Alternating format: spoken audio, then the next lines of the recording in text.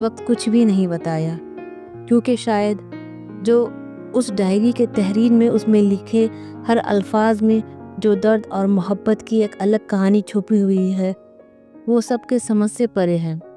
لیکن ایک سوال میرے ذہن میں گھوم رہا تھا، اگر کباڑی والے نے اس ڈائری کے باقی پنوں کو بیچ دیا تو میں فرقان اور اس کے انم کی کہانی میں آگے کیا ہوا کیسے جان پاؤں گا؟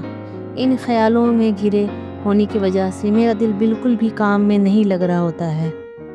اسی طرح سے کئی روز گزر گئے اور وہ کباڑی والا واپس نہیں آیا۔ میری امیدیں کمزور پڑنے لگی۔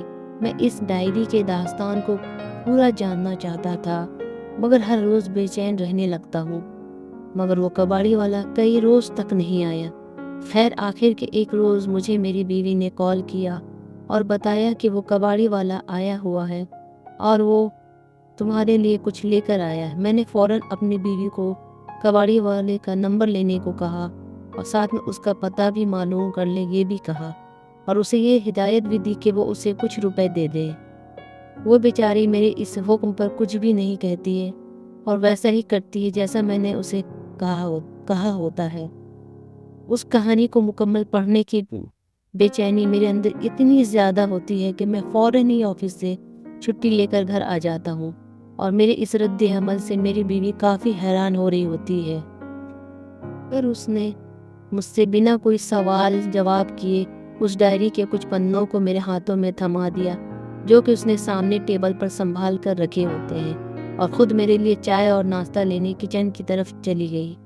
میں اپنے ہاتھوں میں وہ ڈائری کے پنے پکڑے ہال روم کے صوفے پر بیٹھ گیا۔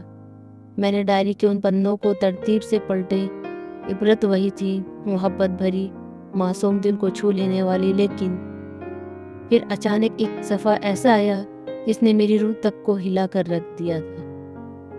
ڈائری کے پنوں میں درج تھا، جب سے میری بیٹی اس دنیا میں آئی تب سے ہماری زندگی بہت حسین ہو چکی تھی۔ میری بیٹی اب 6 مہینے کی ہو چکی ہوتی ہے۔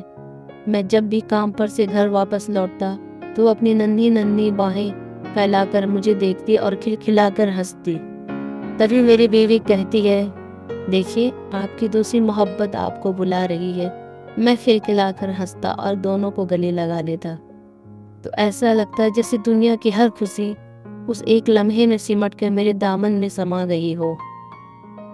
ہمارے دن پیار سے بھرے تھے اور راتیں میٹھی باتوں میں گزرتی تھی۔ میں جب بھی اپنی بیوی کی آنکھوں میں دیکھتا ان میں محبت کی چمک اور ہمارے سنہرے مستقبل کا عکس نظر آتا۔ میں اپنی بیوی